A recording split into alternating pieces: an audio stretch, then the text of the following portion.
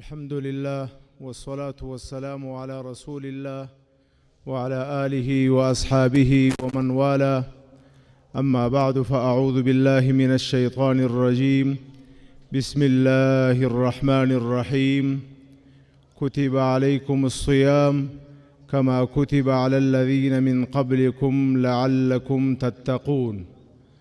وقال عز وجل: لتكملوا العدة ولتكبروا الله على ما هداكم ولعلكم تشكرون.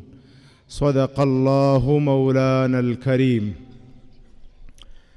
فأول قدم کی در ریاست الوزراء د عالی مقام محترم مرستیال د دفتر لوی رئیس صاحب د کابینه اعضاء د اسلامی امارت ټول مسؤولین د افغانستان معزز اولس ټول مسلم امت ته د کوچني اختر مبارکي وړاندې کوو. الله جل شانه دی دا اختر د ټول امت د پاره بختور، په خاصه توګه د فلسطین د مظلوم اولس لپاره د نصرت او د بریا اختر وګرځي. په دوهم قدم کې په همدې ځای کې چې ولاړ یو، یو د دې مکان مناسبه وینا ده.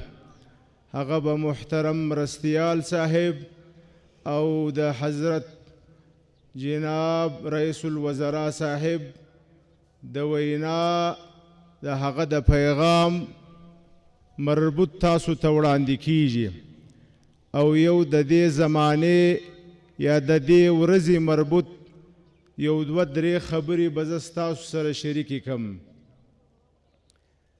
الله جل شانه د سورة البقره په 103 نمبر آیت کې روژه را باندې فرض کړل. د روژې فرضیت لدې دپاره دی لعلکم تتقون، چې تاسو د روژې په نیولو سره متقیان جوړ سئ. تر دې وروسته په 115 نمبر آیت کې الله جل شانه راته فرمایي چې کله مو دغه ایام معدوده، دغه معلومې ورځې روژه ونیول، نو بیا د الله جل شانه لوی بیان کی لکه څنګه چې تاسو ته امر سوی دی، او د الله جل شانه شکر ادا کی. لتکملوا العده ولتكبروا الله على ما هداكم ولعلكم تشكرون. د لعلكم تتقون د سلسلې څخه راووتلو، د لعلكم تشكرون په میدان کې سره جمع یو. روژه دا د متقي جوړېدلو لپاره یو شفاخانه وه. هغه څوک چې په روژه کې تقوا ترلاسه کړې وي، په نن ورځ کې به هغه د شکر مراسم ادا کوي. هغه څوک د شکر د ادا کولو، د اختر د مبارکۍ ورکولو او قبلولو حق لري، څوک چې په روژه کې متقي جوړ سوی وي. تقوا څه ته وایي؟ د نبی اکرم صلی الله علیه وسلم څخه پوښتنه کیږي. نبی اکرم صلی الله علیه وسلم په یو مختصر روایت کې 3 علامې د متقي جوړېدلو لپاره بیانوي. متقي څوک دی؟ د متقي جوړېدلو لپاره علامې څو دي؟ هغه څوک متقي دی په چا کې چې دا 3 صفته راغلله. اول صفت التجافي عن دار الغرور، که په چا کې د آخرت څخه، د دنیا څخه لرېوالی، د دنیا د زندگی څخه لرېوالی، د دنیا د دې دوکې د کوره څخه بعد او لرېوالی پیدا سویاو. دوهم والانابة الى دار الخلود، د آخرت و کور ته انابت او رجوع په زړه کې راغله دعا.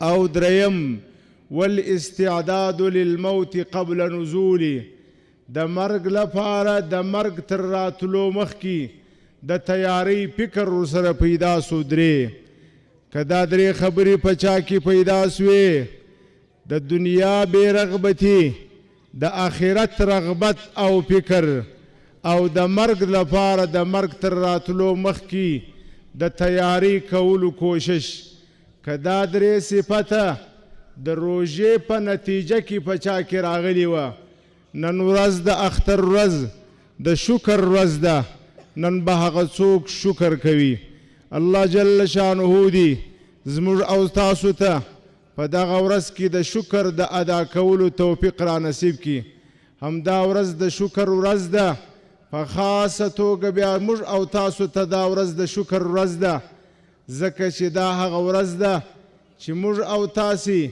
د مځکې پر مخ باندې هغه خلک یو چې الله جل شانه راته د اسلامي نظام په نتیجه کې دا ورځ را نصیب کړله د قرآن کریم د حاکمیت په رڼا کې الله جل شانه دا ورځ را نصیب کړله موږ او تاسې هغه خلک یو چې الله جل شانه راته دا مبارکه ورځ دا مبارکه میاشت ده په مکمل امنیت کې را نصیب کړله موږ او تاسې هغه خلک یو چې الله جل شانه د قرآن کریم د حاکمیت او د قرآن کریم د دین د احکامو د دې په فضا کې دا هر څه را نصیب کړله الله جل شانه دې پر ټول امت باندې همدغسې د امن او د قرآن کریم د حاکمیت او د رڼا په فضا کې مسلسل بار بار دا ورځ راولي